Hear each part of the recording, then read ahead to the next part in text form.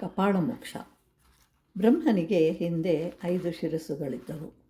ಗಿರಿಜಾ ಕಲ್ಯಾಣವನ್ನು ನಡೆಸಿಕೊಡಬೇಕೆಂದು ದೇವತೆಗಳೆಲ್ಲರೂ ಆ ಬ್ರಹ್ಮನನ್ನೇ ಕೇಳ್ತಾರೆ. ಪೌರೋಹಿತ್ಯವನ್ನು ನಿರ್ವಹಿಸಲು ಬ್ರಹ್ಮದೇವನು ಅಲ್ಲಿಗೆ ಬರ್ತಾನೆ. ಮದುಮಗಳಾಗಿ ಸಿಂಗರಿಸಿಕೊಂಡಿದ್ದ ಗಿರಿಜಾಳನ್ನು ನೋಡ್ತಾನೆ. ಅಪೂರ್ವವಾದ ಸೌಂದರ್ಯವನ್ನು ಕಂಡು ಮರಳಾಗ್ತಾನೆ. ಶಿವನು ಬ್ರಹ್ಮನ ಮನಸ್ಸನ್ನು ಗ್ರಹಿಸಿದನು. ಕೂಡಲೇ ಭಯಂಕರವಾದ ಉಗ್ರ ರೂಪವನ್ನು ಧರಿಸ್ತಾನೆ.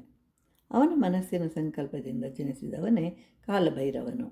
ಅಂತಹ ಕಾಲಭೈರವನು ಕೂಡಲೇ ಶಿವನ ಆಜ್ಞೆಯಂತೆ ಬ್ರಹ್ಮನ ಒಂದು ತಲೆಯನ್ನು ತನ್ನ ಕೈಗಳಿಂದಲೇ ಕಿತ್ತು ಹಾಕ್ತಾನೆ. ಆದ್ದರಿಂದ ನಾವು ಅವನನ್ನು ಪ್ರಾರ್ಥಿಸಿದರೆ ನಮ್ಮ ಭಯಗಳನ್ನು ನಾಶ ಮಾಡ್ತಾನೆ. ಈ ರೀತಿಯಾಗಿ ಪರಸ್ತ್ರೀಯನ್ನು ಕೆಟ್ಟ ದೃಷ್ಟಿಯಿಂದ ನೋಡಿದ ಬ್ರಹ್ಮನಿಗೂ ಶಿಕ್ಷೆಯನ್ನು ವಿಧಿಸ್ತಾನೆ.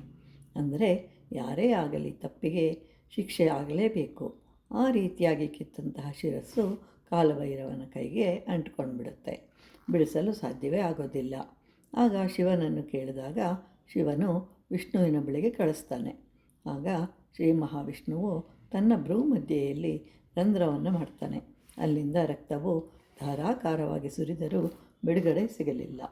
ಆಗ ವಿಷ್ಣುವು ಶಿವನ ಲೀಲೆ ಎಂದು ತಿಳಿದುಕೊಂಡು, ನೀನು ಕಾಶಿನಗರಕ್ಕೆ ಹೋಗು, ಅಲ್ಲಿ ನಿನಗೆ ಸರಿ ಅಂತ ತಿಳಿದ ಸ್ಥಳದಲ್ಲಿ ನಿಂತು ಸಂಕಲ್ಪವನ್ನು ಮಾಡು, ಆಗ ಅದರಿಂದ ಬಿಡುಗಡೆ ಸಿಗುತ್ತೆ ಅಂತ ಹೇಳ್ತಾನೆ.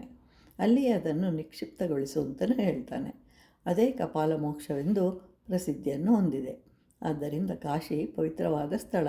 ಅಂದರೆ ಕಾಶಿಯಲ್ಲಿ ಎಂತಹ ವಿಷಯವೇ ಆಗಲಿ ನಿವಾರಣೆಯಾಗುವುದು. ಎಲ್ಲಿಯೂ ವೈರಾಗ್ಯ ಭಾವನೆ ಬಾರದೇ ಇದ್ದರೂ ಕಾಶಿಯಲ್ಲಿ ಆ ಭಾವನೆ ಬರುತ್ತದೆ. ಆದ್ದರಿಂದ ಅಲ್ಲಿಗೆ ಹೋಗ್ತಾರೆ ಜನ. ಇಲ್ಲಿ ಬ್ರಹ್ಮನು ಅಂತಂದರೆ ಎಷ್ಟು ದೊಡ್ಡವನಾದರೂ ಎಂತಹ ಉನ್ನತ ಸ್ಥಾನದಲ್ಲಿದ್ದರೂ ತಪ್ಪುಗಳನ್ನು ಮಾಡುವರು. ಆ ತಪ್ಪಿಗೆ ಶಿಕ್ಷೆಯನ್ನು ಅನುಭವಿಸಬೇಕಾಗುತ್ತದೆ.